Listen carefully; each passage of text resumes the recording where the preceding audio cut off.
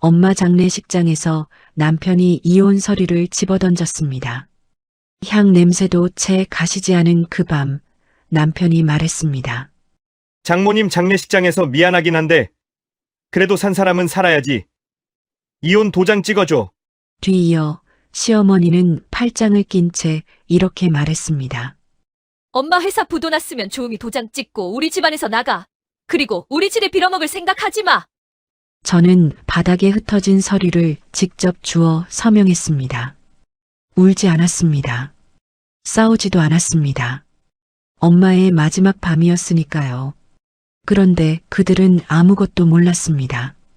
그 이혼 서류에 도장을 찍은 여자가 남편이 그토록 갖고 싶어 하던 그 빌딩의 진짜 주인이라는 사실을요. 그리고 그들이 오늘 인생에서 가장 큰 실수를 한 날이라는 것을요. 오늘이 니들 지옥문 연날이 될 거야. 설거지, 산책할 때, 잠들기 전 이어서 듣기 편하게 지금 구독만 눌러주세요. 우리네 드라마 극장이 다음 편을 자동으로 챙겨드립니다. 그러면 오늘의 이야기 시작합니다. 장마가 시작된 지 사흘째 되던 밤이었습니다. 빗물은 장례식장 처마를 두드리며 끊임없이 쏟아졌고 건물 안으로 들어서면 향 연기와 눅눅한 공기가 뒤섞여 숨을 조여왔습니다. 복도 어딘가에서 낯선 조문객이 훌쩍이는 소리가 들렸지만 정작 빈소 안은 텅 비어 있었습니다. 자정이 가까워질수록 조문객은 뜸해졌고 국화향이 향 연기에 섞여 공기 중에 무겁게 가라앉았습니다. 권혜은은 홀로 영정 앞에 앉아 있었습니다.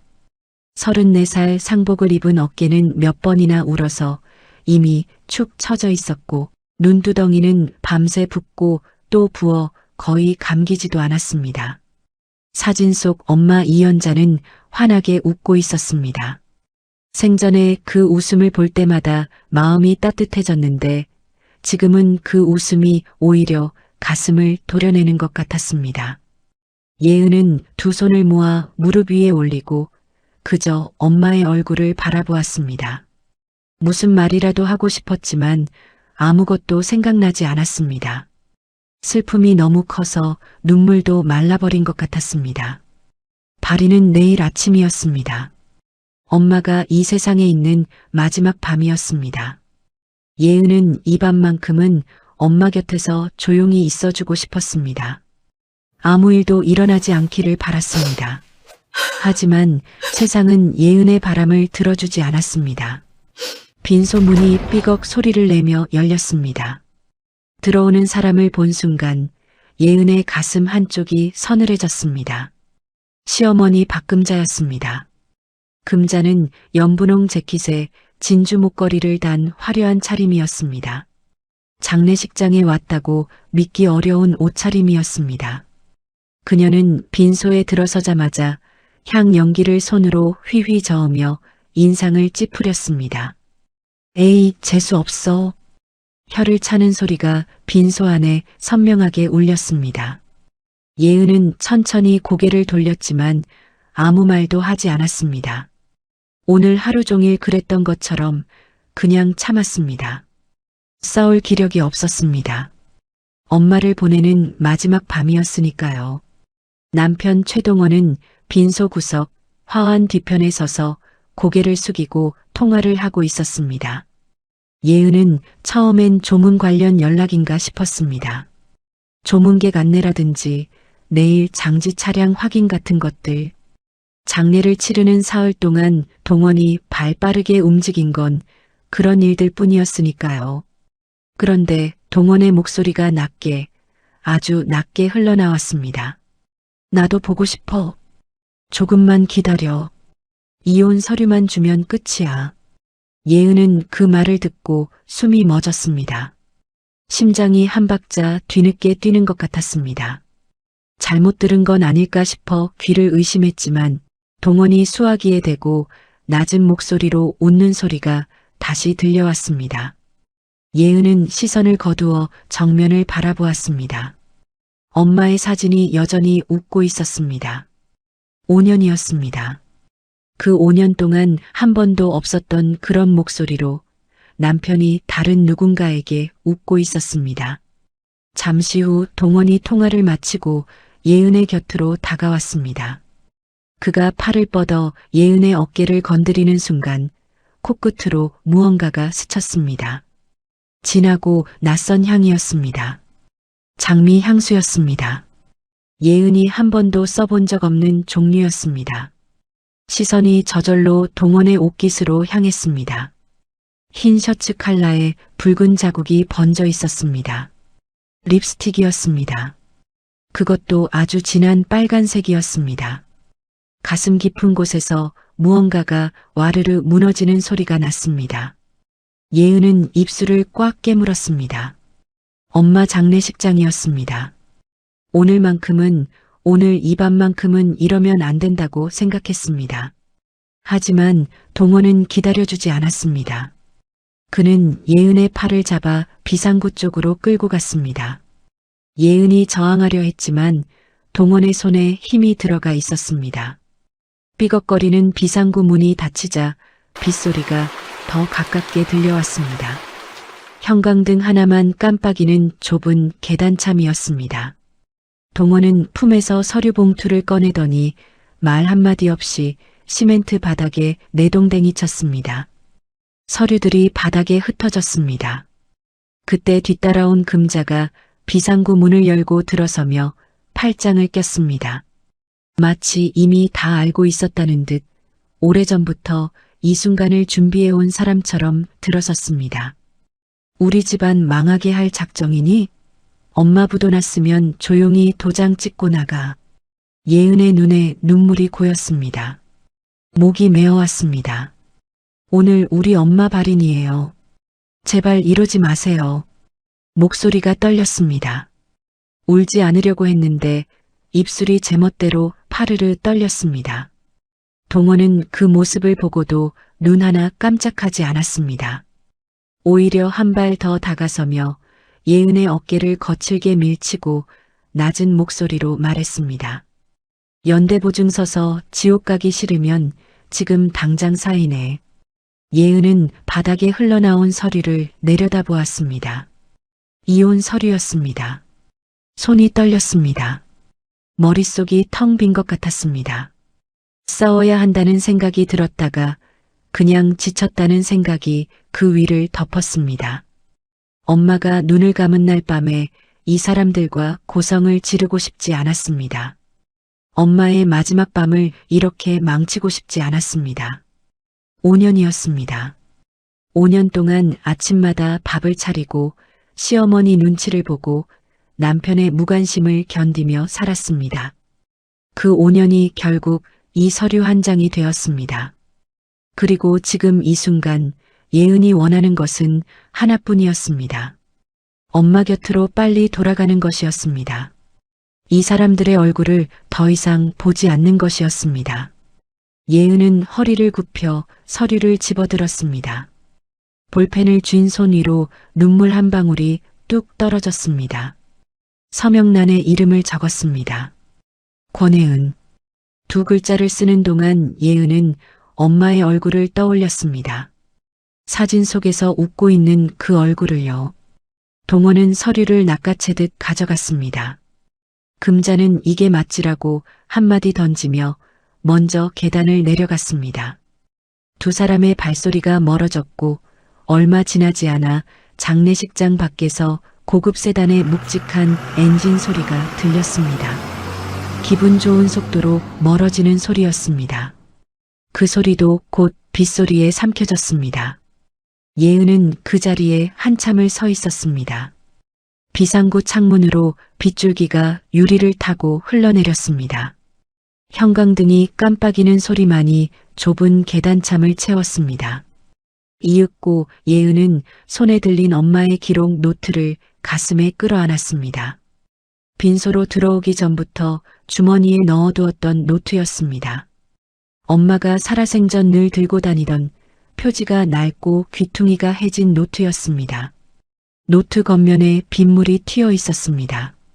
예은은 손등으로 천천히 닦아냈습니다. 엄마, 나 이제 어떻게 해? 소리 없이 중얼거렸습니다. 대답이 있을 리 없었습니다. 하지만 노트를 쥔 손에는 저도 모르게 힘이 들어갔습니다. 장례식장 입구 쪽으로 시선을 옮겼습니다. 저 멀리 골목을 빠져나가는 세단의 붉은 테일램프가 빗속에 번지고 있었습니다. 예은은 그 빛을 오래 바라보았습니다. 어느 순간 울음이 그쳐 있었습니다. 대신 눈동자 깊은 곳에 무언가 차갑고 단단한 것이 서서히 서리기 시작했습니다. 장례식장을 나온 예은은 어디로 가야 할지 몰랐습니다. 돌아갈 집이 없었습니다.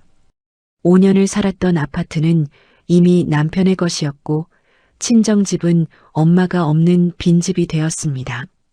예은은 그냥 걸었습니다. 빗속을 걸으며 상복이 젖는 것도 몰랐습니다. 얼마나 걸었을까요? 버스 정류장 벤치에 털썩 주저앉았습니다. 가로등 불빛이 빗줄기를 타고 번졌습니다. 예은은 젖은 머리카락을 손으로 쓸어 넘기고 품 안에 꼭 안고 있던 엄마의 노트를 꺼냈습니다. 노트 표지는 오래되어 가죽이 군데군데 갈라져 있었습니다. 예은은 잠시 그 표면을 손끝으로 쓸어보다가 첫 페이지를 펼쳤습니다. 엄마의 글씨였습니다. 또박또박하고 힘있는 글씨였습니다. 예은아, 슬픔은 길지 않다. 너의 뒤에는 엄마가 있다. 눈물이 다시 고였습니다. 예은은 입술을 꾹 다물고 다음 장을 넘겼습니다. 노트 곳곳에 메모들이 적혀 있었습니다. 어떤 것은 사업 관련 숫자였고 어떤 것은 짧은 문장들이었습니다. 중간쯤에서 예은의 손이 멈췄습니다. 최서방의 눈빛이 변했다. 예은아, 절대 너를 내주지 마라. 가슴이 서늘해졌습니다. 엄마는 알고 있었던 것이었습니다. 사위의 눈빛이 변하는 것을 말없이 지켜보면서 알고 있었던 것이었습니다. 그러면서도 딸에게는 아무 말도 하지 않았습니다. 걱정을 끼치기 싫었을 테니까요. 예은은 노트를 마지막 장까지 넘겼습니다. 마지막 페이지에는 볼펜으로 크게 눌러 쓴 전화번호 하나와 이름이 적혀 있었습니다. 김민혁, 그 아래에 한 줄이 더 있었습니다. 이 번호로 연락해라. 너를 지켜줄 수 있는 사람이다. 예은은 그 문장을 몇 번이나 다시 읽었습니다. 엄마는 언제부터 이것을 준비해 둔 걸까요? 사위의 눈빛이 변하는 걸 느끼면서부터일까요? 아니면 더 오래전부터였을까요? 떨리는 손으로 핸드폰을 꺼냈습니다. 예은은 노트에 적힌 번호를 천천히 눌렀습니다. 신호음이 한 번, 두 번, 세 번 울렸습니다. 그리고 낮고 무게감 있는 남자의 목소리가 들려왔습니다. 여보세요. 권혜은 씨입니까? 예은은 숨을 멈췄습니다. 상대는 이미 알고 있었습니다. 오래 기다렸습니다. 박 회장님께 말씀 많이 들었습니다. 목소리는 침착했습니다. 처음 받는 전화임에도 오히려 기다렸다는 듯 차분했습니다. 예은은 천천히 입을 열었습니다. 누구세요? 김민혁입니다. 지금 어디 계세요? 바로 가겠습니다. 됐어요. 예은의 목소리에 날이 섰습니다. 낯선 남자의 목소리 하나만으로 움직일 생각은 없었습니다.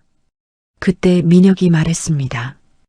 회장님이 제게 하셨던 말씀이 있습니다. 딸이 절대 좋아하지 않는 것이 두 가지라고요. 강요와 거짓말이라고 하셨어요. 그래서 저는 강요하지 않겠습니다. 다만 지금 상복 입으신 채로 비 맞고 계신 거 맞죠? 회장님이 그 상황에서 예은 씨를 혼자 두지 말라고 하셨습니다. 예은의 손이 잠깐 굳었습니다. 상복이 비에 젖어 몸에 달라붙고 있었습니다. 모르는 사람이 지금 이 상황을 정확하게 짚었습니다. 엄마가 이 사람에게 정말로 많은 것을 이야기했다는 뜻이었습니다. 5분 뒤였습니다. 빗속에서 검은색 세단 한 대가 미끄러지듯 정류장 앞에 섰습니다. 뒷문이 열리고 우산을 받쳐든 남자가 내렸습니다. 반듯하게 차려입은 정장, 흐트러짐 없는 자세였습니다. 남자는 예은 앞에서 허리를 굽혀 인사했습니다. 김민혁입니다. 회장님의 부탁을 받았습니다. 예은은 그 자리에서 움직이지 않았습니다. 민혁은 서두르지 않았습니다. 그저 우산을 예은 쪽으로 조금 더 기울여 빗줄기를 막아줄 뿐이었습니다. 잠시 후 예은이 천천히 일어섰습니다. 차에 오르면서도 예은은 경계를 풀지 않았습니다. 차가 움직이기 시작했고 예은은 창밖으로 시선을 던졌습니다. 도심의 불빛이 빗속에 번졌습니다. 그러다 저 멀리 도시의 한가운데에 우뚝 서 있는 빌딩 하나가 눈에 들어왔습니다. 유리 외벽이 빗속에서도 빛을 품고 있는 건물이었습니다. 해온 빌딩이었습니다. 예은은 그 빌딩을 바라보다가 품 안의 노트를 다시 펼쳤습니다. 뒷표지 안쪽 가죽 포켓에서 단단하게 접힌 문서가 나왔습니다. 펼치는 손이 떨렸습니다. 해온 홀딩스 주식 전량 신탁 증서, 수익자 란에 적힌 이름, 권혜은. 증서 하단의 주소와 집번을 확인하는 순간 숨이 멎었습니다. 방금 창밖으로 지나쳐온 그 빌딩의 주소였습니다. 그리고 그 옆에 적힌 감정평가액 6천억 원. 예은은 그 숫자를 3번 읽었습니다. 4번을 읽어도 숫자는 바뀌지 않았습니다. 엄마는 단 한 번도 이런 말을 한 적이 없었습니다. 전통식품 공장을 운영하는 평범한 사업가인 줄만 알았습니다. 그 엄마가 자신을 위해 이 모든 것을 준비해 두었다는 사실이 지금 이 순간 무엇보다 크게 느껴졌습니다. 차가 멈춘 곳은 도심에서 조금 벗어난 조용한 주택가였습니다. 담장이 높고 창문에 불빛이 새지 않는 단층 건물이었죠. 민혁이 먼저 내려 문을 열었지만 예은은 차에서 내리지 않았습니다. 여기가 어디죠? 회장님이 마련해 두신 곳입니다. 안전해요. 안전하다는 걸 제가 어떻게 믿어요. 낯선 남자 차를 탄 것도 모자라 모르는 건물까지 들어가라는 거잖아요. 민혁은 대답 대신 잠시 예은을 바라보았습니다. 그러더니 조용히 말을 꺼냈습니다. 회장님이 예은 씨 어릴 때 이야기를 해주신 적이 있습니다. 중학교 때 학예회에서 노래를 불렀는데 긴장해서 가사를 까먹었다고요. 그래서 처음부터 끝까지 허밍으로만 불렀다고 하셨어요. 그날 회장님이 혼자 얼마나 웃으셨는지 모른다고 하셨습니다. 집에 돌아와서도 한참 웃으셨다고요. 예은은 숨을 멈췄습니다. 그 이야기는 엄마와 단둘이 나눈 적 있는 이야기였어요. 오래전 주방에서 함께 설거지를 하다가 꺼낸 이야기였는데 그 자리에는 세상에 엄마와 예은 둘뿐이었습니다. 다른 누구에게도 말한 적이 없었죠. 예은은 천천히 차에서 내렸습니다. 건물 안은 깔끔하고 조용했습니다. 민혁이 주방에서 차를 끓여내왔고 예은은 소파 끝에 걸터 앉아 두 손을 무릎 위에 올려놓은 채 찻잔을 받았습니다. 따뜻한 온기가 손바닥으로 전해졌습니다. 경계는 아직 풀리지 않았지만 그래도 차는 마셨습니다. 민혁이 맞은편에 앉아 천천히 말을 꺼냈습니다. 저는 22살 때 어머니가 쓰러지셨습니다. 수술비가 없었어요. 고시원에서 지내고 아르바이트를 3개씩 하며 공부하던 때였는데 어떻게 된 건지도 모르게 이연자 회장님이 찾아오셨습니다. 예은은 찻잔을 내려다보았습니다. 회장님은 저한테 아무것도 묻지 않으셨어요. 그냥 병원비를 내주셨습니다. 나중에 알고 보니 어머니 병원 수간호사가 회장님과 오랜 친분이 있었더군요. 그분이 제 사정을 전해드린 거였는데 회장님은 한 번도 뵌 적 없는 청년을 위해 선뜻 손을 내밀어 주셨습니다. 그 뒤로도 밥을 사주시고 틈틈이 연락을 주시며 챙겨주셨어요. 당신 자식도 아닌데 그러셨습니다. 민혁의 목소리는 흔들림이 없었지만 말을 고르는 속도가 조금 느려졌습니다. 그게 시작이었습니다. 유학 자금도 어머니 2번째 수술비도 전부 회장님이 주셨죠. 이연자 회장님은 제게 생명의 은인이자 스승이셨습니다. 그리고 몇 년 전 회장님이 저를 부르셔서 말씀하셨습니다. 내 딸을 부탁한다고요. 예은은 고개를 들었습니다. 민혁은 시선을 피하지 않았죠. 회장님은 사위의 본성을 이미 알고 계셨습니다. 그래서 준비하셨던 겁니다. 제가 이연자 회장님께 입었던 은혜, 이번에는 제가 예은 씨에게 갚도록 할게요. 예은은 잠시 아무 말도 하지 않았습니다. 엄마가 이 사람을 얼마나 믿었는지가 천천히 느껴졌습니다. 그래도 아직 마음을 다 열기는 어려웠어요. 너무 많은 일이 하루 만에 벌어진 하루였으니까요. 엄마를 잃고 이혼 서류에 서명하고 낯선 남자의 차에 올라탄 하루였습니다. 이 사람을 완전히 믿어도 되는지 아직 알 수 없었지만 엄마가 선택한 사람이라는 것만큼은 부정하기 어려웠습니다. 저를 도와주신다는 거, 그건 알겠어요. 그런데 제가 어떻게 해야 하는지부터 알아야 할 것 같아요. 민혁이 고개를 끄덕이며 노트북을 꺼냈습니다. 그럼 먼저 보여드릴 것들이 있습니다. 화면에 파일이 열리고 민혁이 차분하게 설명을 시작했습니다. 예은의 전 남편 최동원이 추진 중인 실버타운 개발 사업 자료였는데 그 사업의 핵심 부지가 바로 해운빌딩 일대라는 내용이었습니다. 동원 씨가 이 사업에 투자자들을 끌어모으면서 빌딩 매입이 확정된 것처럼 이야기하고 다녔습니다. 아직 예은 씨가 빌딩주라는 사실을 전혀 모르는 상태에서요. 예은은 입술을 꾹 다물었습니다. 다음 화면으로 넘기자 여러 장의 사진이 나왔습니다. 남녀가 나란히 걷는 사진, 카페 앞에서 함께 웃는 사진, 한 여자와 팔짱을 끼고 있는 사진. 남자는 동원이었습니다. 예은은 그 얼굴들을 하나씩 천천히 확인했습니다. 심장이 이상하게 뛰었지만 충격보다는 확인되는 느낌에 더 가까웠어요. 이미 짐작하고 있었던 것이 사진으로 증명되는 것 같았습니다. 이 여자가 누군지 아십니까? 한설이 한가람 리빙 대표의 딸이자 최동원의 내연녀입니다. 예은은 아무 말도 하지 않았습니다. 그리고 한 가지 더 있습니다. 민혁이 다음 자료를 열었습니다. 이 여자의 가구 매장이 바로 예은 씨 빌딩 1층의 핵심 임차인입니다. 재개발 지역 내 핵심 입지의 핵심 임차인, 재개발 이후 가장 좋은 위치의 상가를 한설이에게 주기 위해 최동원이 미리 손을 쓴 흔적이 있습니다.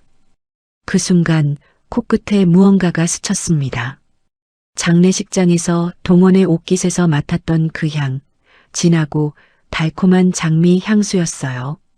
예은은 손이 떨리는 것을 느꼈습니다. 그 여자 장미 향수를 쓰나요? 민혁이 잠시 예은을 바라보더니 조용히 고개를 끄덕였습니다. 온몸이 굳어오는 것 같았어요. 장례식장에서 엄마의 발인 전날 밤 그 향이 남편의 옷에 배어 있었습니다. 그 여자가 그날도 동원을 만났다는 뜻이었죠. 엄마가 세상을 떠난 바로 그날 밤의 말입니다. 예은은 눈을 감았다가 떴습니다.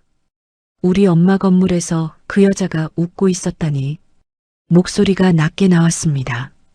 예은은 찻잔을 쥔 손에 천천히 힘을 주었습니다. 잔이 미세하게 떨렸고 분노가 올라오는 것이 느껴졌습니다. 뜨겁지 않았어요. 차갑고 단단한 분노였습니다. 내 돈으로 그 여자 배를 불려준 거네요. 민혁이 예은의 손 위에 자신의 손을 살며시 얹었습니다.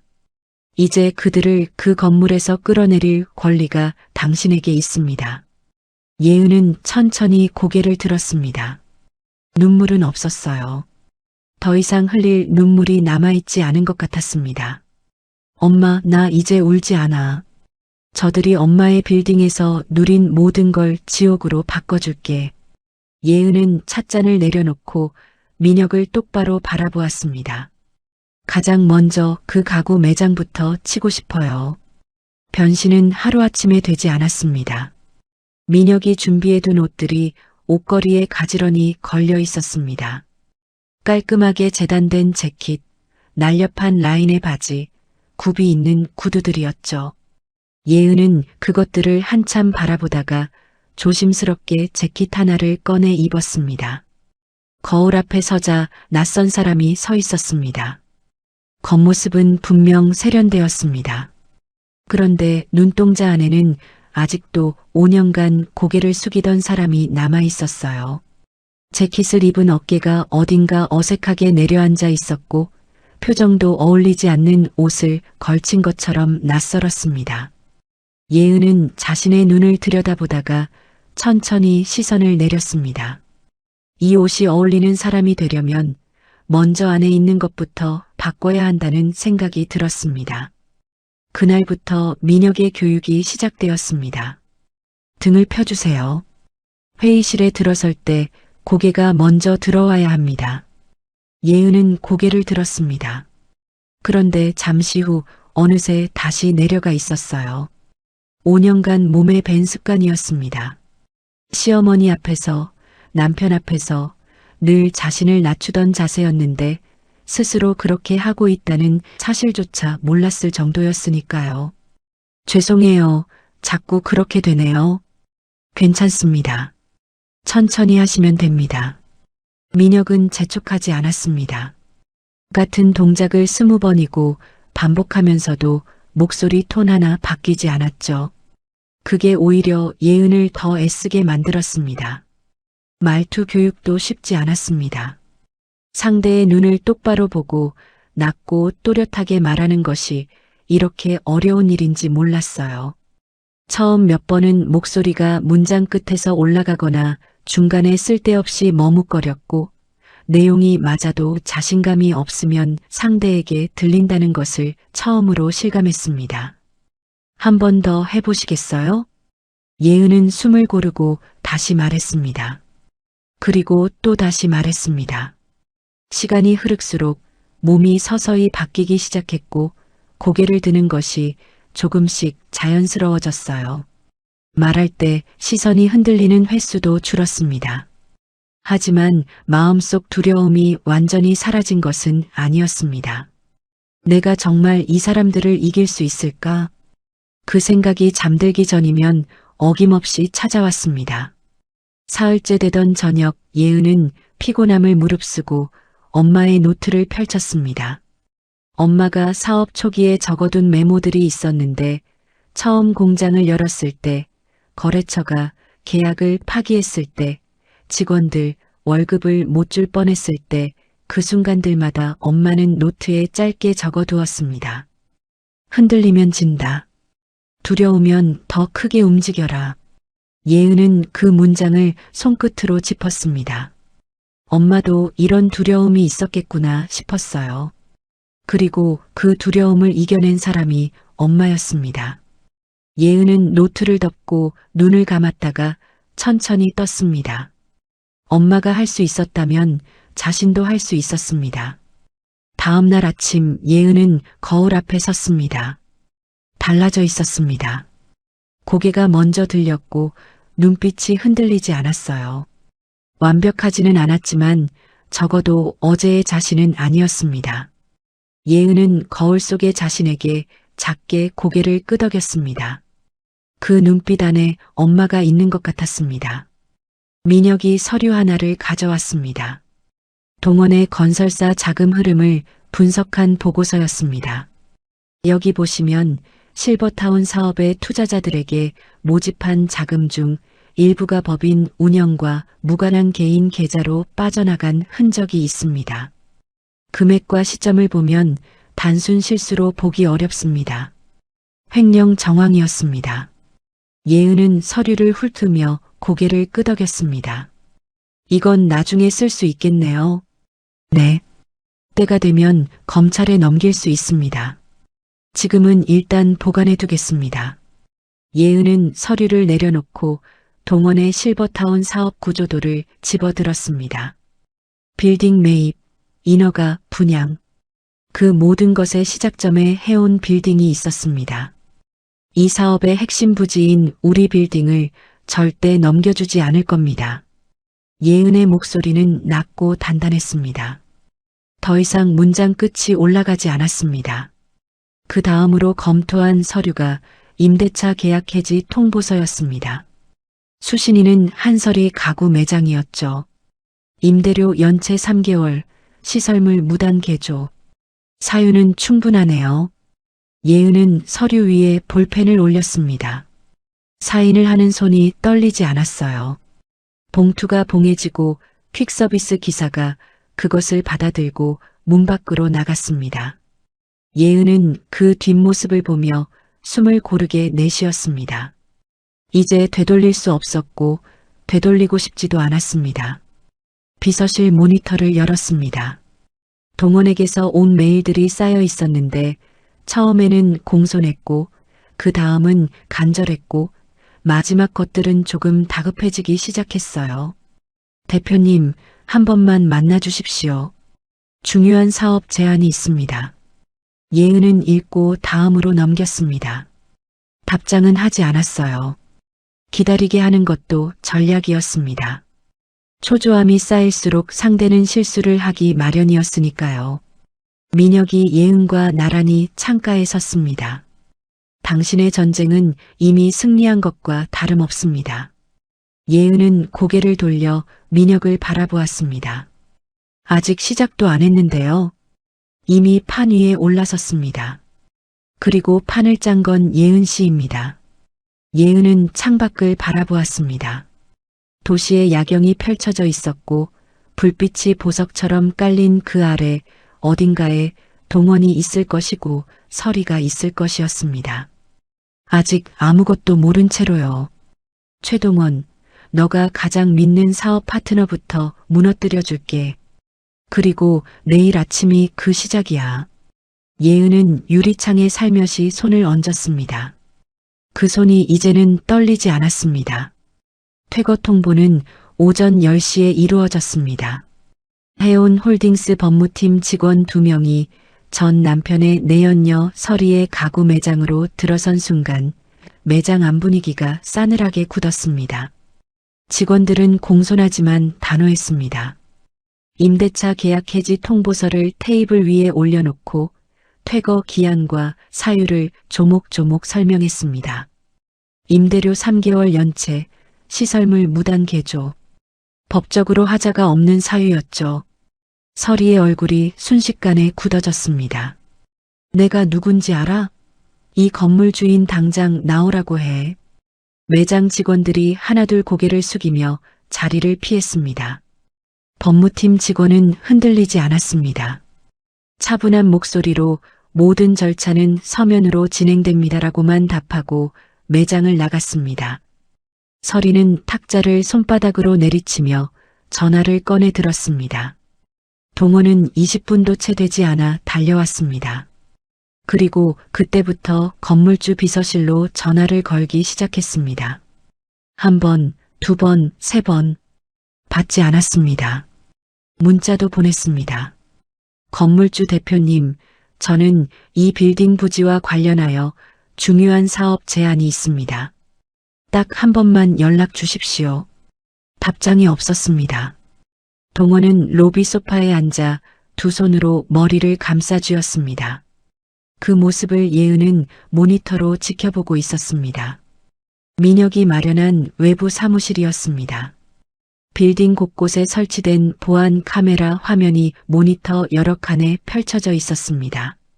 예은은 동원이 로비에서 전화를 거는 모습을, 서리가 매장 안에서 직원들에게 고함을 치는 모습을 조용히 바라보았습니다. 화면 속 두 사람은 한치 앞을 보지 못하고 있었습니다. 빌딩 주인이 누구인지도 모른 채로 이 모든 것이 예은의 손 위에서 움직이고 있다는 사실을 까맣게 모른 채로요. 이제 고작 시작인데 벌써 그렇게 지치면 안 되지. 예은은 낮게 중얼거렸습니다. 그날 저녁 동원은 투자자들과의 식사 자리에서도 여전히 웃고 있었습니다. 빌딩 매입은 순조롭게 진행 중이라고, 곧 계약 체결이 이루어질 거라고 했습니다. 등줄기에 진땀이 흘렀지만 그 자리에서는 아무도 눈치채지 못했습니다. 동호는 그런 사람이었죠. 겉으로는 웃으면서 속으로 무너지는 사람이었습니다. 예은은 사업 방해를 멈추지 않았습니다. 익명으로 동원의 건설사 측에 실버타운 예정 부지에 대한 부적합 판정 민원을 넣었습니다. 행정적인 검토가 시작되었고 인허가 일정에 차질이 생겼습니다. 투자자들 사이에 술렁임이 일기 시작했습니다. 동원은 밤새도록 해온 홀딩스의 정체를 캐내려 했지만 등기부 등본도 법인 공시정보도 실제 대표자 이름도 철저하게 막혀 있었습니다. 마치 존재하지 않는 사람이 건물을 소유하고 있는 것 같았습니다. 그 무렵 동원의 어머니 금자는 전혀 다른 곳에서 탐욕을 부리고 있었습니다. 며느리가 나간 집, 아들의 사업이 흔들리는 집을 유지하는데 돈이 모자랐습니다. 금자는 예은의 친정 공장을 팔기로 마음먹었습니다. 예은의 엄마가 수십 년을 일군 공장이었지만 금자의 눈에는 그냥 팔아치울 부동산이었죠. 이혼 서류를 받아낼 때 연대보증 문제로 예은을 꺾어놨으니 이제는 막을 사람이 없다고 판단한 것이었습니다. 금자는 며칠에 걸쳐 인근 복덕방을 돌아다니며 시세보다 빨리 팔고 싶다고 금매로 내놓겠다고 했습니다. 복덕방 사장들이 고개를 끄덕이며 매물 접수를 받는 동안 금자는 이미 그 돈을 어디에 쓸지 머릿속으로 계산하고 있었을 것이었습니다. 그 정보가 민혁에게 들어온 것은 다음 날 오전이었습니다. 민혁은 즉각 움직였습니다. 변호사와 접촉하고 서류를 갖추는데 반나절도 걸리지 않았어요. 금자가 두 번째 복덕방에 발을 들이는 시간, 해당 공장 부지는 이미 예은 명의로 선매수 계약이 완료되어 있었습니다. 예은은 그 소식을 전해 들으며 잠시 눈을 감았습니다. 엄마의 공장이었습니다. 엄마가 새벽마다 나가서 일하던 곳, 된장과 간장 냄새가 배어있던 그 공장이었습니다. 그것을 지켜냈다는 사실에 가슴 한쪽이 뜨거워졌습니다. 금자가 허둥지둥 복덕방 문을 두드리고 있는 그 시간에 자신은 이미 앞서 있었습니다. 한편 서리는 저녁이 되어서도 진정되지 않았습니다.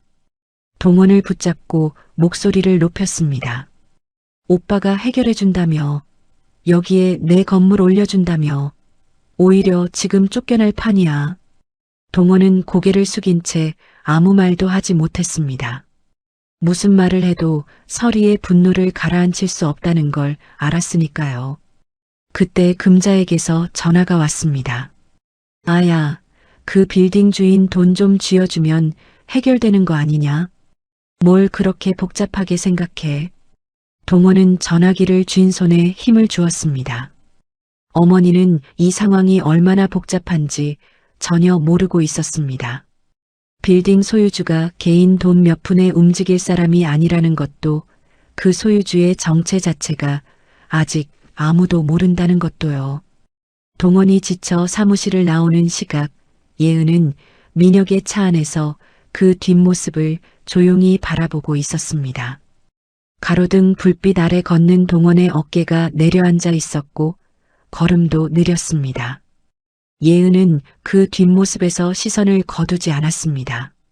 5년 동안 그 어깨 뒤에서 따라다녔던 자신이 이제는 저 먼 곳에서 차갑게 바라보고 있었습니다. 이제 고작 시작이에요. 차가운 목소리로 말했습니다. 민혁이 조용히 고개를 끄덕이며 말을 받았습니다. 다음 타겟 준비되어 있습니다. 예은은 정면을 바라보았습니다. 도시의 불빛이 차창을 가득 채우고 있었습니다. 저 불빛들 아래 아직 무너지지 않은 것들이 남아 있었습니다. 하지만 그것도 오래가지는 않을 것이었습니다. 예은이 그 오피스텔을 구한 것은 민혁의 제안이었습니다. 본래 머무는 안전가옥과는 별개로 서리에게 흘릴 위장 주소가 필요했습니다. 낡은 복도에 형광등이 깜빡이는 오래된 오피스텔이었습니다. 예은은 일부러 다른 슬리퍼와 오래된 카디건을 꺼내 입고 거울 앞에 섰습니다. 잠시 멈칫했어요. 불과 얼마 전까지 이런 차림이 일상이었는데 지금은 이게 연기였습니다. 그 사실이 묘하게 느껴졌습니다. 예전의 자신이 이미 다른 사람처럼 멀어져 있었으니까요. 서리가 나타난 것은 사흘 뒤였습니다. 복도 끝에서 구두 소리가 들렸습니다. 또각또각 딱딱하고 날카로운 소리였습니다. 예은은 문 앞에 서서 그 소리가 가까워지는 것을 느꼈습니다. 문을 열자 서리가 서 있었습니다. 명품 코트에 가죽 핸드백, 입술에는 진한 붉은 립스틱이었습니다. 예은을 위아래로 훑어보는 눈빛에 경멸이 가득했습니다. 너 동원 오빠한테 빌딩 주인 좀 알아봐 달라고 꼬리쳤니? 예은은 아무 말도 하지 않았습니다. 대답 못해? 갑자기 왜 연락도 없이 오셨어요? 라는 말도 없어? 예은은 문을 반쯤 열어둔 채 서리를 바라보았습니다. 표정을 관리했습니다. 초라하게, 당황한 듯이, 그러나 완전히 굴복하지는 않은 듯한 표정으로요. 일부러 잠깐 눈을 내리깔았다가 들었습니다. 들어오세요.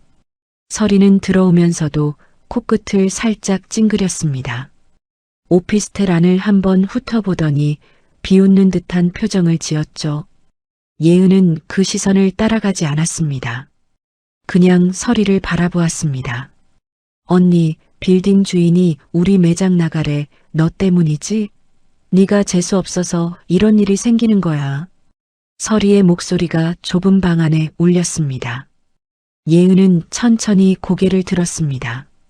제가 뭘 했다는 거예요? 모른 척하지 마. 동원 오빠한테 붙어서 뭔가 한 거잖아. 이혼하고도 못 놓는 거야? 미련 떨지 마. 예은은 대답하지 않았습니다. 서리는 잠시 방 안을 둘러보다가 작은 선반 위에 놓인 사진 하나에 시선을 멈췄습니다. 예은의 엄마 이연자였습니다.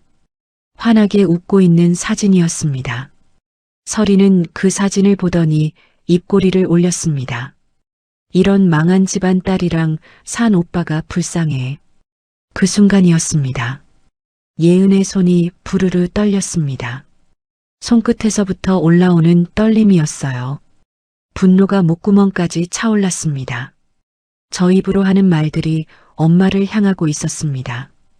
돌아가신 엄마를, 단 한 번도 저 여자와 상관이 없었던 엄마를 향하고 있었습니다. 예은은 눈을 잠깐 감았습니다. 민혁이 마지막으로 보낸 문자가 떠올랐습니다. 참아야 더 크게 이깁니다.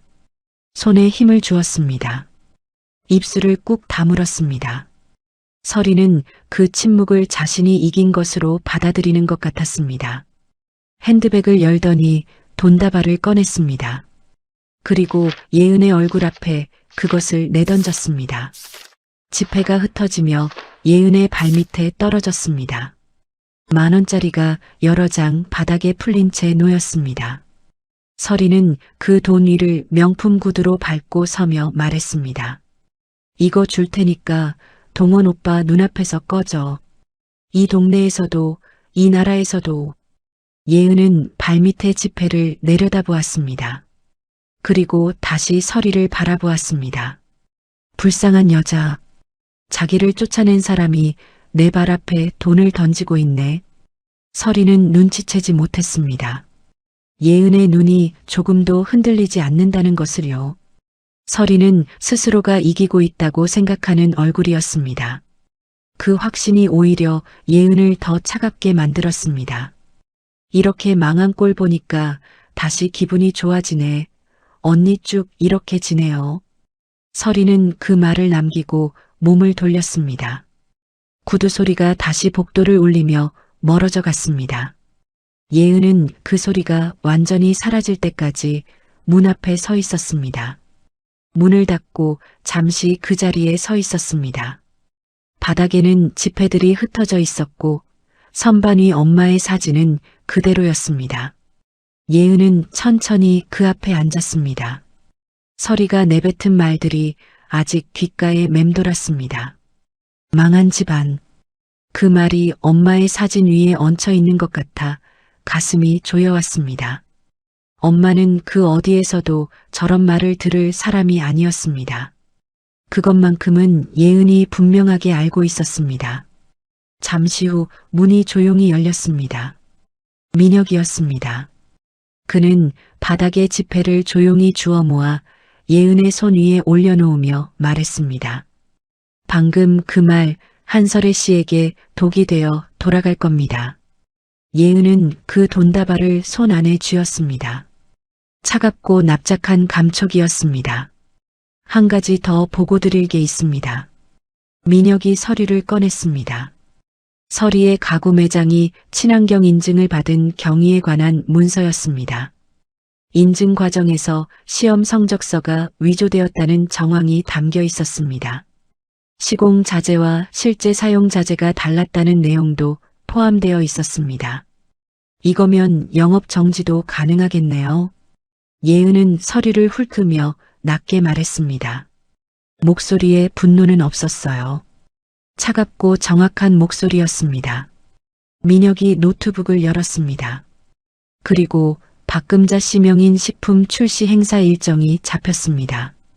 사흘 뒤 서울 시내 한 호텔에서 진행됩니다. 브랜드명은 금잔의 명품 된장입니다. 예은은 고개를 들었습니다. 민혁은 계속 말을 이었습니다. 행사 샘플로 유통된 제품의 성분과 배합비를 분석했습니다. 이연자 회장님이 특허 등록하신 배합비와 구성이 거의 동일합니다. 일치 비율이 90%를 넘습니다. 방안이 조용해졌습니다. 예은은 아무 말도 하지 않았습니다. 엄마가 평생을 갈고 닦은 배합비였습니다. 공장에서 새벽마다 직접 항아리를 들여다보며 만든 맛이었습니다. 그것이 지금 박금자의 이름으로 호텔 행사장에 올라가 있었습니다. 서리가 엄마의 사진을 향해 내뱉은 말과 금자가 엄마의 레시피를 훔쳐 자기 이름을 붙인 것이 한꺼번에 예은의 안에서 겹쳐졌습니다. 손에 쥔 돈다발을 내려다보았습니다. 이 돈으로 내일 박금자 씨 행사장 화환이나 크게 보내주죠. 목소리는 차분했습니다. 그러나 그 안에 담긴 것은 분명했습니다. 더 이상 분노로 떨지 않았습니다. 오히려 차가운 이성으로 굳어지는 느낌이었습니다. 서리의 오만함이 예은의 복수심을 불태우는 것이 아니라 더 단단하고 냉정한 무언가로 바꿔놓고 있었습니다. 예은은 자리에서 일어나 엄마의 사진을 한번 바라보았습니다. 엄마, 조금만 기다려. 저 사람들이 엄마 이름을 더럽힌 거 내가 다 닦아낼게. 행사장 입구에는 금색 현수막이 걸려 있었습니다. 금잔의 명품 된장, 100년의 손맛을 담다. 예은은 그 문구를 보자마자 발걸음을 멈췄습니다. 검은 선글라스와 모자를 깊이 눌러 쓴 채였습니다. 참관객들 사이에 섞여 들어가면서도 눈은 계속 그 현수막에 머물렀습니다. 100년의 손맛. 엄마가 새벽마다 공장에 나가 직접 항아리를 들여다보며 수십 년을 다듬어온 배합비였습니다. 그것이 지금 저 사람의 이름 아래 금색 글씨로 걸려 있었습니다.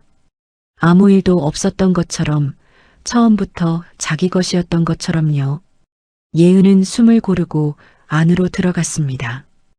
호텔 연회장 안은 이미 사람들로 가득했습니다. 식품 유통 관계자들, 언론사 기자들, 지역 요식업 대표들이 자리를 채우고 있었고 무대 위에는 항아리들이 늘어서 있었습니다. 조명이 그것들을 은은하게 비추고 있었습니다. 그 모든 것이 엄마의 공장에서 봤던 광경과 닮아 있었습니다. 똑같이 닮아 있었기에 더 고통스러웠습니다. 엄마가 있어야 할 자리에 다른 사람이 서 있었으니까요. 예은은 자리를 잡고 앉았습니다. 무대가 잘 보이는 자리였습니다. 옆에서 사람들이 웃고 떠드는 소리가 들렸습니다. 이 자리에 있는 모든 사람들은 오늘 자신이 보고 있는 것이 거짓이라는 사실을 모르고 있었습니다. 예은만 알고 있었습니다. 박금자가 무대에 올라왔습니다. 흰 한복에 진주 목걸이를 한 금자는 카메라 앞에서 환하게 웃었습니다. 마이크를 잡는 손에 힘이 들어가 있었습니다. 이 된장은 제가 시집와서부터 지금까지 수십 년을 다듬어온 저희 가문 대대로 내려온 비법입니다. 인공 첨가물 없이 순수한 국산 콩과 소금만으로 정성과 시간이 만들어낸 맛이에요. 오늘 이 자리에 함께해 주신 모든 분들께 깊이 감사드립니다. 객석에서 박수가 터졌습니다. 사람들은 고개를 끄덕이고 기자들은 카메라를 들었습니다. 무대 위의 금자는 그 반응을 즐기고 있었습니다. 예은은 박수를 치지 않았습니다. 저 사람이 지금 하는 말 하나하나가 전부 거짓말이었습니다. 가문의 비법이 아니라 며느리 집안의 비법이었습니다. 수십 년을 다듬은 것도 아니라 엄마가 평생을 갈고 닦은 것을 어딘가에서 빼돌린 것이었습니다. 예은은 손을 무릎 위에 올려놓고 꽉 쥐었습니다.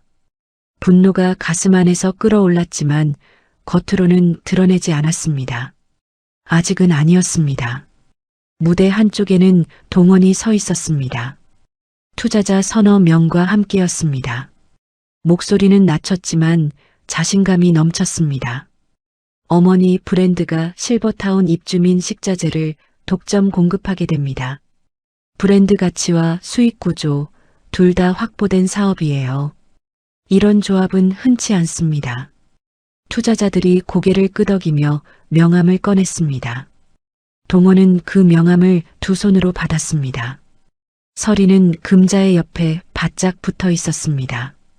금자가 한마디 할 때마다 감탄사를 늘어놓았습니다. 어머님, 정말 대단하세요. 이렇게 멋진 행사를 준비하시다니 저야말로 어머니 곁에 있는 게 영광이에요. 예은은 그 모습을 멀리서 바라보았습니다. 위장 오피스텔에서 자신에게 돈다발을 던졌던 그 손이 지금은 금자의 팔을 붙들고 있었습니다. 예은은 시선을 거두었습니다. 행사가 중반으로 접어들 무렵 예은은 화장실을 찾았습니다. 복도 끝을 돌아 문을 밀고 들어서는데 안에서 나오는 사람과 마주쳤습니다. 금자였습니다. 두 사람은 동시에 멈췄습니다. 금자의 눈이 예은을 훑어내렸습니다. 모자와 선글라스 때문에 처음엔 알아보지 못하는 눈치였습니다. 그러다 뭔가 낯이 익다 싶은 표정이 스치더니 금자의 눈빛이 굳었습니다. 권혜은? 예은은 선글라스를 올리지 않았습니다. 어디서 망조든 것이 여기까지 기어들어왔어? 예은은 선글라스를 천천히 벗었습니다. 그리고 금자의 눈을 똑바로 바라보았습니다. 어머니, 남의 것 훔치는 건 범죄예요. 목소리가 낮고 또렷했습니다. 금자의 눈이 흔들렸습니다. 그 흔들림이 예은의 눈에 그대로 들어왔습니다. 금자는 뭔가 더 말하려다가 입을 다물었습니다. 그 침묵이 금자에게 무언가를 느끼게 했을 것이었습니다. 예은은 선글라스를 다시 쓰고 조용히 복도를 걸어나갔습니다. 연회장으로 돌아오는 길, 동원이 분주하게 전화를 받는 모습이 보였습니다. 표정이 눈에 띄게 달라졌습니다. 잠시 후 행사장 스태프들에게 뭔가를 지시하기 시작했습니다. 입구 쪽에 붉은 러너가 깔리기 시작했고 테이블 위에 꽃이 추가되었습니다. 동원은 재킷 단추를 잠그고 넥타이를 고쳐 매면서 입구를 주시했습니다. 금자의 명인식품과 동원의 재개발 사업의 투자를 논의하기 위해 해온 홀딩스 대표가 온다는 연락이 온 것이었습니다. 예은은 그 모습을 보며 조용히 연회장을 빠져나왔습니다. 주차장 한편 민혁이 기다리고 있었습니다. 옆에는 옷 커버가 씌워진 옷걸이와 작은 케이스가 있었습니다. 이제 여왕의 자리에 앉으실 시간입니다. 예은은 그 앞에 섰습니다. 옷 커버를 벗기자 딥네이비 드레스가 나타났습니다. 단정하고 날카로운 라인이었습니다. 케이스 안에는 귀걸이와 목걸이가 들어 있었습니다. 예은은 화장실 거울 앞에서 혼자 준비했습니다. 드레스를 입고 보석을 걸고 마지막으로 머리를 단정하게 넘겼습니다. 거울 속의 자신이 낯설지 않았습니다. 처음 재킷을 입었을 때 느꼈던 그 이질감이 이제는 없었습니다. 이게 자신이었습니다. 이게 엄마가 원했던 모습이었습니다. 예은은 품에서 엄마의 노트를 꺼냈습니다. 손바닥만 한 노트를 가슴에 잠깐 품었습니다. 그 안에 담긴 글씨들, 엄마의 손으로 눌러 쓴 문장들이 느껴지는 것 같았습니다. 엄마는 이 순간을 알고 있었을까? 그래서 미리 준비해 두었을까? 예은은 눈이 잠깐 젖어드는 것을 느꼈습니다. 그러나 눈물을 떨구지는 않았습니다. 엄마, 저들이 엄마 이름 더럽힌 거 내가 다 닦아낼게. 노트를 다시 넣었습니다. 숨을 한번 고르고 문을 열었습니다. 민혁이 앞장섰습니다. 예은이 그 뒤를 따랐습니다. 연회장 안은 해온 홀딩스 대표를 기다리는 분위기로 가라앉아 있었습니다. 금자는 살짝 긴장한 채 동원의 옆에 서 있었고 서리는 동원의 다른 쪽에서 핸드백을 고쳐주고 있었습니다. 세 사람 모두 입구를 주시하고 있었습니다. 무슨 대단한 사람이기에 이 행사장에 레드카펫까지 깔렸는지 설레는 표정과 초조한 표정이 뒤섞여 있었습니다. 문이 열렸습니다. 민혁이 먼저 들어왔습니다. 그리고 그 뒤를 따라 예은이 걸어 들어왔습니다. 동원이 먼저 알아봤습니다. 얼굴색이 순식간에 변했습니다. 손에 들고 있던 찻잔이 바닥에 떨어지며 산산조각 났습니다. 도자기 깨지는 소리가 연회장 안에 울렸습니다. 금자가 말을 더듬었습니다. 예은아, 네가 왜 여기? 서리는 비명에 가까운 소리를 질렀습니다. 이건 사기야. 네가 어떻게 회장님 행세를 하는 거야? 민혁이 차갑게 앞으로 섰습니다. 해온 홀딩스 권혜은 회장님이십니다. 예의를 갖추시죠. 예은은 흔들리지 않았습니다. 걸음을 멈추지 않고 상석까지 걸어가 자리에 앉았습니다. 다리를 꼬고 세 사람을 바라보았습니다.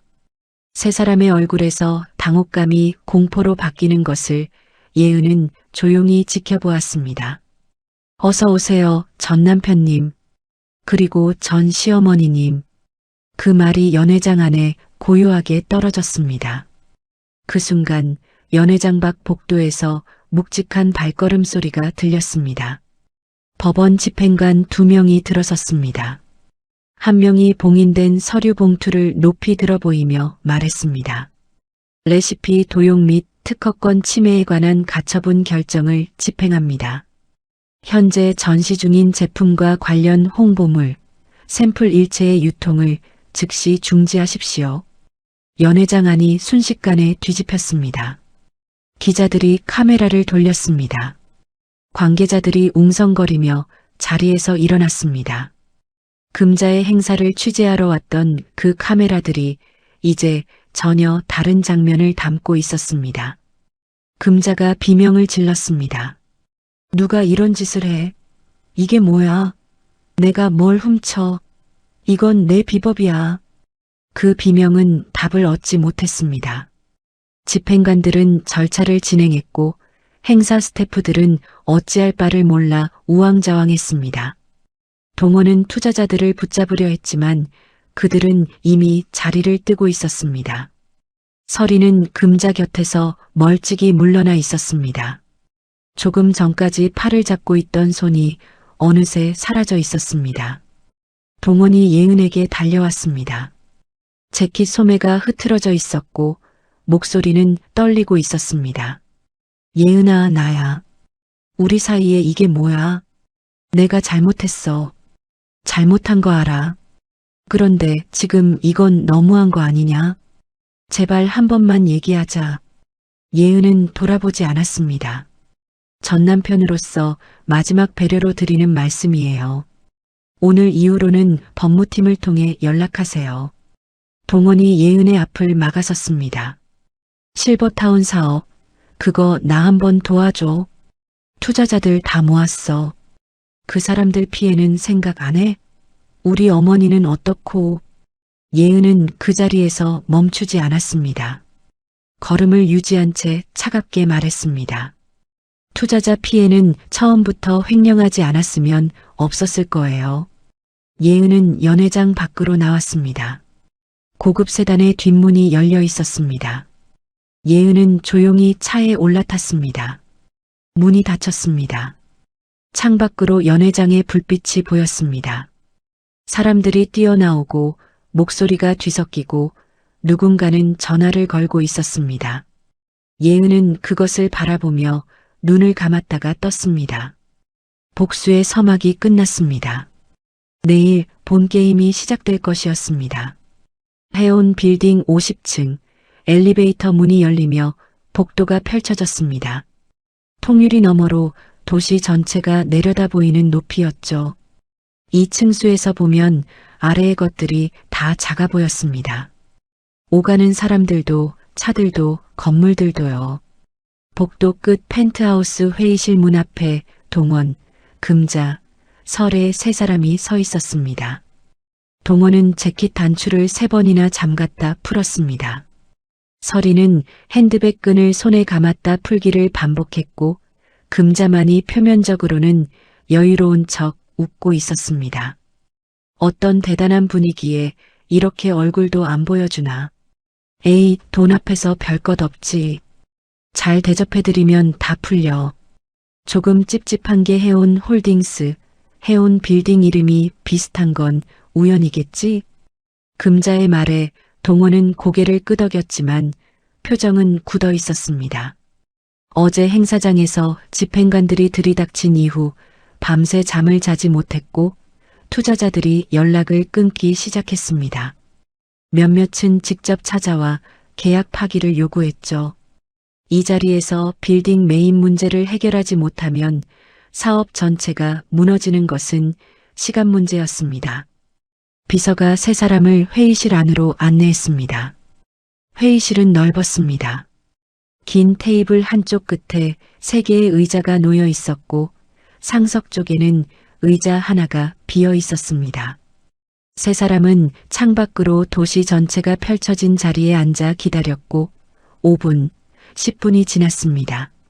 좀 늦으시네. 설이가 낮게 중얼거렸습니다. 금자가 의자를 고쳐 앉으며 말했습니다. 뭐, 큰 분들은 원래 그래. 우리가 기다려야지. 동원은 아무 말도 하지 않았습니다. 테이블 위에 올려놓은 두 손이 미세하게 떨리고 있었죠. 2달 동안 만든 사업 제안서가 파일 안에 들어 있었지만 이상하게 손이 그 파일로 가지 않았습니다. 아침부터 떠나지 않던 그 불안한 느낌이 이 회의실 안에서도 사라지지 않았습니다. 문이 열리는 소리가 났습니다. 민혁이 먼저 들어왔습니다. 뒤이어 하얀 수트를 입은 사람이 걸어 들어왔죠. 구두 소리가 회의실 바닥을 짚었습니다. 또각또각. 걸음걸이가 조용하고 단단했고 시선이 흔들리지 않았습니다. 동원이 얼굴을 확인하는 데 채 2초도 걸리지 않았죠. 손에 들고 있던 찻잔이 바닥에 떨어지며 도자기가 산산조각 났습니다. 차가 사방으로 튀었지만 동원은 그걸 바라보지도 못한 채 입이 벌어진 채 그냥 굳어 있었습니다. 금자도 마찬가지였습니다. 예은아? 너가 왜 여기? 말이 제대로 이어지지 않았고 손이 테이블을 짚으며 다리에 힘이 빠진 듯 천천히 주저앉았습니다. 자신이 이토록 두려워할 사람이 하필 그 며느리일 줄은 금자는 생각지도 못했을 것이었습니다. 설이가 벌떡 일어섰습니다. 이건 사기야. 네가 무슨 돈으로 이 건물을 사? 말이 돼? 말이 돼? 민혁이 앞으로 한 걸음 나서며 말했습니다. 해온 홀딩스 권혜은 회장님이십니다. 예의를 갖추시죠. 냉정하고 짧은 말이었습니다. 설이는 민혁을 바라보다가 다시 예은에게로 시선을 돌렸지만 예은은 두 사람을 번갈아 보지 않았습니다. 걸음을 멈추지 않고 상석까지 걸어가 자리에 앉았죠. 다리를 꼬고 테이블 건너편 세 사람을 내려다보았습니다. 세 사람의 얼굴에서 당혹감이 공포로 바뀌는 것을 예은은 조용히 지켜보았습니다. 어서 오세요, 전 남편님. 그리고 전 시어머니님. 그 말이 회의실 안에 고요하게 깔렸습니다. 동호는 창백해졌고 금자는 입술이 떨렸고 서리는 눈물이 먼저 나왔습니다. 예은은 그 얼굴들을 하나씩 훑었습니다. 어느 하나도 자신을 흔들리게 하지 않았습니다. 예은은 자신이 이 자리에 앉아 있다는 사실이 실감이 나기 시작했습니다. 얼마 전 이 회의실보다 훨씬 좁은 방에서 이혼 서류에 서명하던 날이 생각났습니다. 그날은 손이 떨렸는데 지금은 떨리지 않았습니다. 예은이 파일 하나를 들어 테이블 위로 밀어보냈습니다. 한설의 씨. 서리가 반사적으로 파일을 집어들었습니다. 임대차 계약 해지 확인서야. 오늘부로 네 매장 폐쇄해. 서리의 손이 떨렸습니다. 이게 뭐야? 이게 뭐냐고. 목소리가 높아졌습니다. 읽을 수 있잖아. 내용 다 적혀 있어. 서리가 파일을 집어 던졌습니다. 종이들이 흩어지며 바닥에 떨어지는 것을 예은은 잠시 바라보다가 시선을 동원에게 옮겼습니다. 동원은 고개를 들지 못하고 있었습니다. 두 손을 무릎 위에 얹고 손가락을 맞잡은 채였죠. 어깨가 아래로 내려앉아 있었습니다. 동원 씨, 예은이 불렀습니다. 동원이 천천히 고개를 들었습니다. 실버타운 사업 투자자들에게 공문을 보냈습니다. 이 빌딩은 매각되지 않을 것이고 해온 홀딩스와 부지 협의 자체가 없었다는 내용이에요. 그럼 나는 어떻게 돼? 그건 제가 결정할 일이 아니에요. 동원이 천천히 자리에서 일어나 테이블을 돌아 예은의 앞까지 걸어왔습니다. 예은은 자리에서 일어나지 않았고 동원이 예은 앞에서 무릎을 꿇으며 예은의 구두를 두 손으로 잡았습니다. 예은아, 내가 잘못했어. 다 내 잘못이야. 그런데 제발 실버타운 사업만은 살려줘. 사람들 피해가 얼마인지 알아? 투자자들 다 내 지인이야. 그 사람들이 무슨 죄야? 제발. 예은은 구두를 천천히 빼내며 말했습니다. 사업 살리고 싶으면 먼저 횡령한 공금부터 채워 넣어야 할 텐데요. 무슨 소리야? 예은은 민혁에게 눈짓했습니다. 민혁이 두꺼운 서류 봉투를 테이블 위에 내려놓았습니다. 법인 계좌에서 개인 계좌로 빠진 금액, 시점, 수치인 내역입니다. 분기별로 정리했어요. 총액이 얼마인지 직접 확인해 보세요. 동원이 서류 봉투를 바라보았지만 손이 움직이지 않았습니다. 이미 검찰에 제출했습니다. 회의실 안이 조용해졌습니다. 아까까지 소란스럽게 울리던 서리의 목소리도 멎었습니다. 동원은 잠시 아무 말도 하지 않다가 갑자기 목소리가 달라졌습니다. 낮고 위협적으로 변했습니다. 예은아, 너도 알잖아. 이거 잘못되면 너희 친정 쪽도 자유롭지 않아. 네 엄마 공장 명예 문제 내가 알고 있는 거 있어. 그걸 내가 먼저 신고하면 어떻게 돼? 예은은 표정을 바꾸지 않았습니다. 그 공장 이미 제 명의입니다. 그리고 연대보증을 이용해 압박을 가한 경위도 전부 서류에 남아 있어요. 그 서류도 같이 제출했습니다. 위협이 통하지 않는다는 것을 깨달은 동원의 눈이 흔들렸습니다. 그는 다시 목소리를 낮추고 간청하듯 말했습니다. 그럼 합의하자. 내가 뭘 해줄게. 너가 원하는 게 뭐야? 돈이야? 지분이야? 사과야? 너가 원하는 대로 다 해줄게. 우리 그냥 덮자. 예은은 잠시 동원을 바라보았습니다. 그 눈에 분노도 연민도 아쉬움도 없었습니다. 5년을 함께 살았던 사람 앞에서 이렇게 텅 빌 수 있는 눈이었죠. 그것이 동원에게도 느껴지는 것 같았습니다. 원하는 게 없어요. 이미 다 가지고 있으니까. 동원이 입을 다물었습니다. 협박도 애원도 제안도 전부 막혔습니다. 예은 앞에서 모든 시도가 벽에 부딪혔죠. 그는 예은을 바라보다가 눈을 내렸습니다. 처음으로 고개를 완전히 숙인 채 예은의 무릎 높이만 바라보는 사람이 되었습니다. 그때 설이가 금자에게 소리쳤습니다. 어머님이 해결한다면서요. 다 된 일이라면서요. 이게 뭐예요? 나도 몰랐어. 내가 어떻게 이걸 알아? 금자가 벌떡 일어서려다가 다시 주저앉았습니다. 그럼 누가 책임져요? 내 매장 폐쇄되면 어떡해요? 어머니가 다 해준다고 했잖아요. 두 사람이 테이블을 사이에 두고 목소리를 높였습니다. 설이가 금자의 팔을 잡으려 했고 금자가 그 손을 뿌리쳤습니다. 서로를 향해 손가락을 가리키며 비난이 오갔죠. 회의실 안이 순식간에 소란스러워졌습니다. 예은이 고개를 끄덕였습니다. 보안 요원 2명이 조용하고 빠른 움직임으로 들어왔습니다. 동원의 팔을 잡고 문 쪽으로 안내했습니다. 잠깐만요. 아직 할 말이 있어요. 동원은 저항했지만 요원들의 움직임은 멈추지 않았습니다. 설이도 금자도 같은 방식으로 끌려나갔고 금자가 예은을 향해 무언가를 외쳤지만 문이 닫히며 소리가 잘렸습니다. 회의실이 조용해졌습니다. 예은은 잠시 그 자리에 서 있었습니다. 테이블 위에 흩어진 서류들, 바닥에 깨진 도자기 파편들, 사방으로 튄 차 얼룩들. 방금까지 이 안에 있었던 세 사람이 남기고 간 흔적이었습니다. 통유리 너머로 도시가 펼쳐진 창가로 걸었습니다. 낮에 햇살이 건물들 위에 내려앉아 있었고 저 아래 어딘가에서 사람들이 걷고 있었습니다. 오늘이 그냥 평범한 하루인 것처럼요. 예은은 그 풍경을 오래 바라보았습니다. 5년이었습니다. 5년을 참고 5년을 숨기고 5년을 견뎌왔죠. 그리고 오늘이었습니다.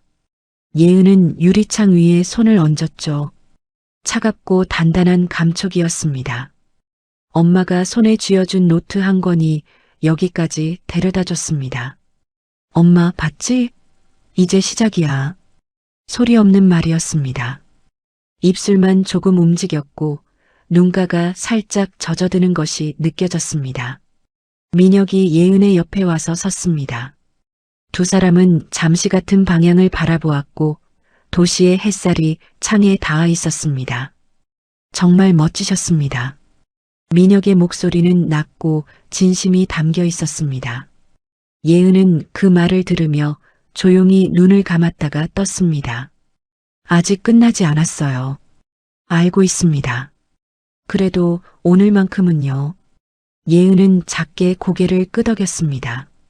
민혁의 손이 예은의 어깨에 살며시 얹혔고 예은은 그 손을 떼어내지 않았습니다. 창밖의 도시가 빛 속에 잠겨 있었습니다. 뉴스가 터진 것은 월요일 아침이었습니다. 최동원 건설사 대표, 법인 자금 횡령 혐의로 검찰에 긴급 체포. 화면에는 검찰청사 앞에서 수사관들에게 팔을 잡힌 동원의 모습이 담겨 있었습니다. 재킷이 흐트러져 있었고 고개는 아래로 향해 있었어요. 방송사마다 같은 장면을 내보냈습니다. 아침 뉴스, 인터넷 기사, 각종 커뮤니티로 삽시간에 퍼져나갔어요. 댓글창이 폭발했습니다. 수백 개, 수천 개의 반응이 달렸고 투자자들 사이에서도 파장이 일었습니다. 동원과 함께 사업을 논의하던 사람들이 일제히 연락을 끊었고 건설사 직원들은 아침부터 출근을 망설였어요. 호송차가 구치소를 향해 움직이기 시작했습니다. 동원은 뒷좌석 창문에 이마를 기댔습니다. 유리가 차가웠어요. 창밖으로 도시가 지나갔습니다. 출근길 사람들이 저마다 걸어가고 있었어요. 아무도 이쪽을 바라보지 않았습니다. 동호는 눈을 감았습니다. 예은의 얼굴이 떠올랐어요. 회의실에서 다리를 꼬고 앉아 자신을 바라보던 그 눈이었습니다. 어떤 분노도 없이 그냥 텅 비어있던 눈이었어요. 협박도 애원도 제안도 전부 막혔을 때의 그 얼굴이었습니다. 그 눈이 이 모든 결말을 이미 알고 있었다는 것을 동호는 너무 늦게 깨달았어요. 서리의 가구 매장 앞에는 사람들이 모여 있었습니다. 누군가 붙여놓은 대자보가 매장 유리문에 붙어 있었습니다. 굵은 글씨로 또렷하게 쓰여 있었어요. 상간녀가 운영하는 부실 가구점. 사람들이 그 앞에 서서 목소리를 높였습니다. 피켓을 든 사람도 있었어요. 지나가던 행인들이 멈춰서서 상황을 지켜보았고 스마트폰으로 촬영하는 사람도 여럿이었습니다.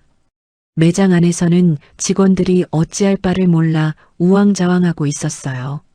전화가 쉬지 않고 울렸고 받아도 항해 전화였습니다. 온라인에서도 불이 붙었습니다. 육아 커뮤니티와 맘카페를 중심으로 서리의 가구 매장이 환경 인증을 허위로 받았다는 사실이 퍼졌어요. 시험 성적서 위조, 유해 자재 사용, 아이방 가구를 구입한 부모들이 구체적인 피해를 알리기 시작했습니다. 원인 모를 기침을 했다는 글, 환기 후에야 냄새가 사라졌다는 글이 이어졌어요.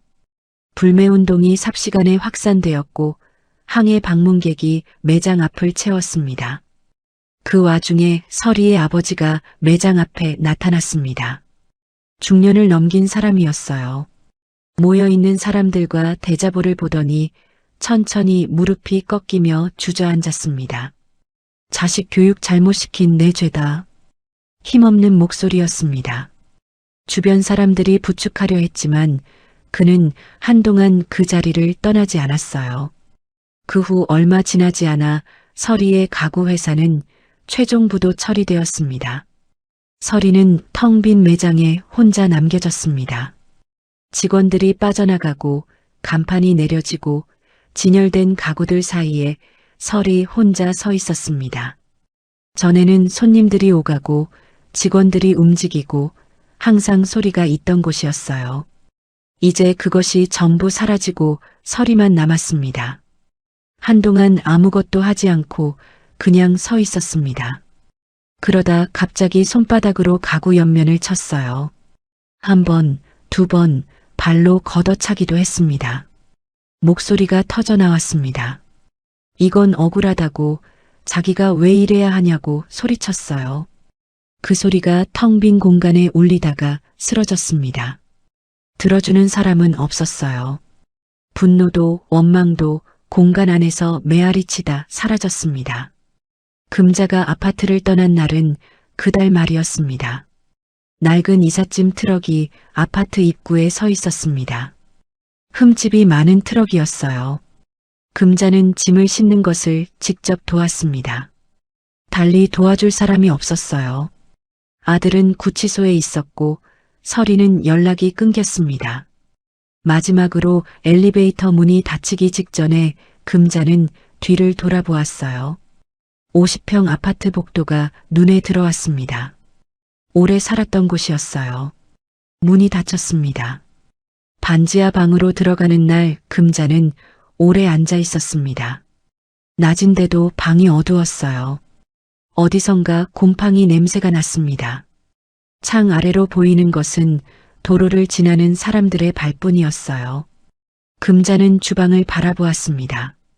가스레인지 불이 꺼져 있었고 그 앞에 아무도 없었어요. 갑자기 생각났습니다.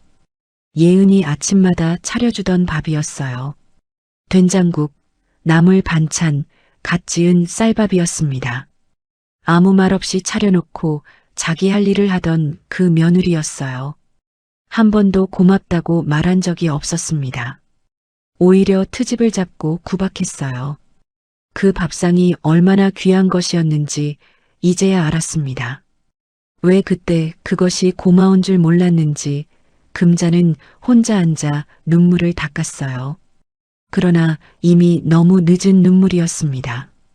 예은은 그 무렵 엄마의 공장 처분을 결정했습니다. 사회복지재단에 기부하는 방식이었어요. 공장 건물과 부지를 노인 돌봄시설로 전환하는 조건이었습니다. 서류에 서명하는 날 예은은 오래 펜을 쥐고 있었어요. 엄마가 평생 일군 공간이었습니다. 쉽지 않은 결정이었어요. 그러나 엄마가 살아 있었다면 이쪽을 더 원했을 거라는 생각이 들었습니다. 엄마는 늘 도움이 필요한 사람 곁에 있는 것을 좋아했으니까요. 예은은 서명했습니다. 그 순간 이상하게 마음이 가벼워졌어요. 며칠 뒤 민혁이 기사 하나를 가져왔습니다. 이연자 회장 명예회복, 특허 배합비 최초 창안자로 공식 인정. 기사에는 엄마의 사진이 실려 있었어요. 공장 앞에서 환하게 웃던 사진이었습니다. 예은은 그 기사를 들고 한참을 바라보았어요. 민혁은 맞은편에서 그 모습을 지켜보며 조용히 웃었습니다. 그 무렵 서리가 예은을 찾아왔습니다. 예은이 이른 아침 사무실로 걸어가는 길이었어요. 저 앞 골목 어귀에 누군가 서 있었습니다. 서리였어요. 한때 명품 코트를 걸쳤던 사람이 이제는 수수한 차림이었습니다. 예은이 가까워지자 서리가 무릎을 꿇었어요. 아스팔트 도로 위였습니다. 예은 언니 잘못했어. 제발. 예은은 멈추지 않았습니다. 걸음도 늦추지 않고 서리의 옆을 그냥 지나쳐 걸었어요. 시선을 돌리지도 않았습니다. 너희가 무너뜨린 건 내 삶이 아니라 너희 자신의 양심이었어. 소리내어 하지는 않았어요. 그냥 생각했습니다. 그리고 걸었어요. 발걸음이 흔들리지 않았습니다. 저 뒤에서 서리가 무릎을 꿇고 있을 것이었지만 예은은 돌아보지 않았어요. 돌아볼 이유가 없었습니다. 동원의 건설사는 이후 다른 기업에 인수되었습니다. 실버타운 부지는 그대로였지만 사업 주체가 달라졌어요. 새로 들어선 기업은 노인복지단체와 협력해 설계를 처음부터 다시 했습니다. 의료시설과 쉼터, 커뮤니티 공간이 포함된 진짜 노인을 위한 공간이었어요. 애초에 그 자리에 있어야 했던 건물이었습니다. 예은의 삶에도 천천히 햇살이 들기 시작했습니다. 무겁게 눌리던 것들이 거쳤어요. 아침에 눈을 뜨는 것이 달라졌습니다. 창밖이 그냥 밝아 보였어요. 커피 한 잔이 맛있었고 작은 것들이 새로 느껴지는 아침들이었습니다. 어느 저녁 예은과 민혁은 나란히 엄마의 사진 앞에 섰습니다. 사무실 한쪽 예은이 늘 두는 자리였어요. 환하게 웃는 이연자의 사진이었습니다. 두 사람은 한동안 말이 없었어요. 민혁이 먼저 말했습니다. 다 끝났습니다. 예은은 사진을 바라보았습니다. 사진 속 엄마가 그냥 웃고 있었어요. 항상 그래왔듯이요. 예은은 작게 고개를 끄덕였습니다. 네. 다 끝났어요, 엄마. 그 이후로 예은의 아침이 달라졌습니다. 커튼 사이로 햇살이 들어왔고 알람이 울리기 전에 눈이 떠졌습니다. 예전에는 아침이 무거웠죠. 눈을 뜨는 순간부터 오늘도 버텨야 한다는 생각이 먼저였는데 이제는 달랐습니다. 커피 한 잔을 끓이고 창가에 앉아 거리를 내려다보는 것으로 하루가 시작되었고 그 시간이 좋았습니다. 사람들이 걸어가고 바람이 나뭇가지를 흔들고 세상이 조용히 흘러가는 풍경이었죠. 그 흐름 안에 저도 자연스럽게 섞여 있다는 것이 어느 날 문득 새삼 감사하게 느껴졌습니다. 이연자 전통 명가가 정식 출시된 건 그의 가을이었습니다. 엄마의 레시피를 기반으로 만든 식품 브랜드로 간장과 된장, 고추장을 비롯해 전통 방식으로 만든 장류가 주력이었습니다. 처음엔 소소하게 시작했죠. 유통망도 크지 않았고 홍보도 많이 하지 못했는데 어느 순간 입소문이 퍼지기 시작했습니다. 맛이 다르다는 말이 번졌고 제주문율도 높았죠. 어느 날 아침 민혁이 출력해온 주문 현황 자료를 펼쳐 보이며 눈을 반짝였습니다. 예은은 그 숫자들을 들여다보며 한참 동안 말이 없었습니다. 단순한 판매 실적이 아니라 엄마가 평생 지켜온 맛에 대한 세상의 응답처럼 느껴졌기 때문이었습니다. 가을이 깊어지던 어느 주말, 예은과 민혁은 여행을 떠났습니다. 민혁이 유학 시절을 보냈던 동네였습니다. 오래된 건물들이 골목마다 이어지고 작은 카페와 서점들이 줄지어 있었죠. 민혁은 그 골목을 걸으며 이따금 멈춰서서 이야기를 꺼냈습니다. 저기 저 카페에서 밤새 자료를 정리했다고, 이 골목 끝 공원 벤치에서 회장님과 처음 통화를 했다고요. 예은은 그 말들을 들으며 낯선 도시에서 혼자 버텨온 그 시절 민혁의 모습을 상상했습니다. 말없이 묵묵하게 자리를 지켜온 사람이었습니다. 민혁 씨가 없었다면 저 정말 못 일어났을 거예요. 걸음을 멈추고 예은이 말했습니다. 민혁은 대답 없이 잠시 앞을 바라보다 조용히 입을 열었습니다. 저는 그저 회장님이 심어놓은 나무였을 뿐입니다. 예은 씨는 그 나무 옆에서 혼자 다 이겨낸 거예요. 낮고 조용한 목소리였습니다. 예은은 그 말이 가슴 어딘가에 오래 남을 것 같았습니다. 노을이 질 무렵 두 사람은 마을 언덕에 나란히 앉았습니다. 예은이 품에서 작은 노트를 꺼냈습니다. 엄마가 쓰던 레시피 노트였죠. 빽빽하게 적힌 글씨들, 중간중간 메모와 화살표, 작은 그림들이 가득 담겨 있었습니다. 두 사람은 페이지를 천천히 넘겼고 민혁이 이따금 메모를 읽으며 웃으면 예은도 따라 웃었습니다. 노트 마지막 페이지에는 예은이 새로 써넣은 문장이 있었습니다. 이제 내 인생의 주인은 나다. 예은은 그 문장을 손끝으로 가만히 짚었습니다.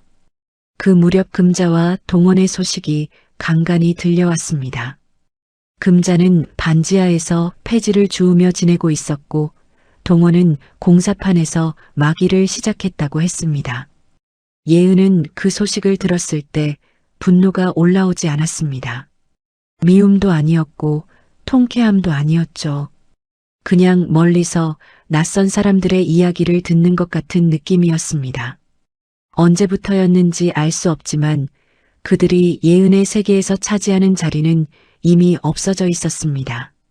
그것이 용서인지 아닌지는 모르겠지만 더 이상 그들 때문에 마음이 흔들리지 않는다는 것은 분명했습니다. 민혁이 반지를 내밀던 날은 초겨울이었습니다. 퇴근 후 함께 사무실을 나서던 길이었습니다. 갑자기 민혁이 걸음을 멈추더니 주머니에서 작은 상자를 꺼냈습니다. 손이 조금 떨리고 있었죠. 뚜껑을 열었을 때 단순한 디자인의 반지 하나가 들어 있었고 화려하지 않아서 더 마음에 들었습니다. 예은은 눈물이 났습니다. 기쁨이었고 안도였으며 지나온 날들에 대한 복받침이 한꺼번에 밀려온 것이었죠. 민혁이 조심스럽게 반지를 예은의 손가락에 끼워 주었습니다. 결혼식은 사무실 옥상 정원에서 열렸습니다. 가까운 사람들만 모인 조촐한 자리였습니다. 화분들이 놓인 옥상에 작은 조명이 켜졌고 먹을 것과 마실 것이 소박하게 차려졌습니다. 예은이 웃는 소리가 옥상 위 하늘로 퍼져나갔죠. 바람이 불었고 민혁이 예은의 어깨를 살짝 감쌌습니다. 그 순간이 오래오래 기억에 남을 것 같았습니다. 뿌린 대로 거두고 심은 대로 자랍니다. 살면서 이 말이 틀리는 것 같을 때가 있습니다. 나쁜 사람이 잘 되고 열심히 살아온 사람이 무너지는 것 같을 때가 있죠. 하지만 세상은 결국 그 균형을 찾아갑니다. 다만 우리 눈에 보이지 않을 만큼 천천히 움직일 뿐이에요. 예은과 민혁의 뒷모습이 천천히 멀어졌습니다. 두 사람이 나란히 걸어가는 골목 너머로 도시의 불빛이 하나둘 켜지기 시작했습니다. 보석처럼 반짝이는 불빛들이었죠. 그 불빛 아래 두 사람이 점점 작아지다가 골목 끝으로 조용히 사라졌습니다.